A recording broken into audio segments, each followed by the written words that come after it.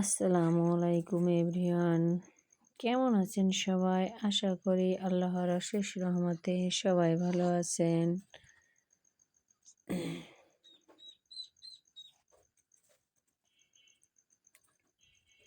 আর এই দেখেন, আজকে আপনাদের দেখাবো আমরা যে পেঁয়াজ রসুনের গাছ লাগিয়েছি ঘেরের পরে। মাশাল্লাহ, খুব সুন্দর হয়েছে। এই যে ফিলি কেটে দেখছেন রসুন আর পেঁয়াজ। আর কয়েকদিন পরেই দেখবেন পেঁয়াজের কালি হয়ে যাবে। অনেকে বলে পেঁয়াজ পাতা। এর ভিতর আবার দেখেন লাল শাকও বুনছে। কি করবে? আবার ঢেঁড়স গাছ আছে, ঢেঁড়স গাছ পাশে। দেখা যাক ফলনটা কেমন হয়। মানুষ তো অনেক বড় জমিতে চাষ করে, আমরা নয় ছোট জমিতেই চাষ করলাম। আর এই যে একটা সজনে গাছ, ঔষধি গাছ বলে। এটা যাদের ডায়াবেটিস আছে তারা খেলে অনেক উপকার পায়। এই গাছের পাতায় অনেক উপকার আছে। আর যদি এই সকালবেলা গাছের পাতা, সজনের পাতা যদি জাল করে চার মতন যদি আপনি শুধু পাতাটা ফেলে পানিটা খেতে পারেন, তাহলে আপনার ডায়াবেটিস নিয়ন্ত্রণে আসবে। আর এইদিকে দেখেন যে ঘেরটা অনেক বড়ই, আর দুই পাশেই আপনার গাছ লাগানো হয়েছে। দেখা যাক মাশাআল্লাহ কি হয়।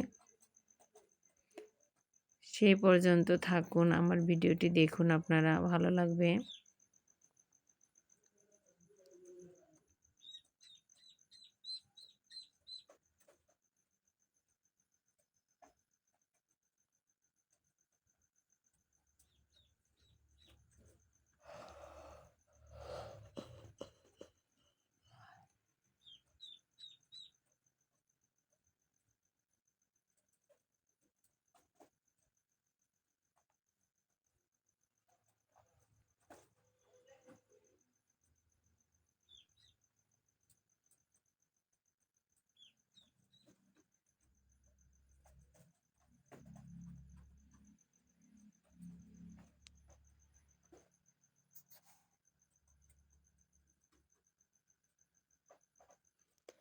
লাউ গাছ একদম শুকায় গেছে। আর শীতের সময় লাউ তো সেই ভালো লাগে। শীতের সময় লাউ না, শুধু সব প্রকার সবজিই ভালো লাগে।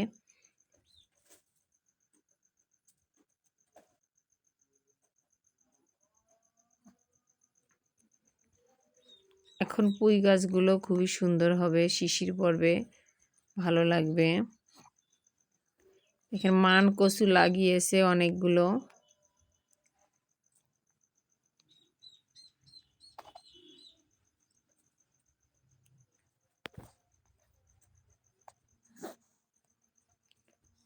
এই যে লাউ গাছ, এই যে ঘের, কত সুন্দর লাগতেছে দেখছেন সবাই।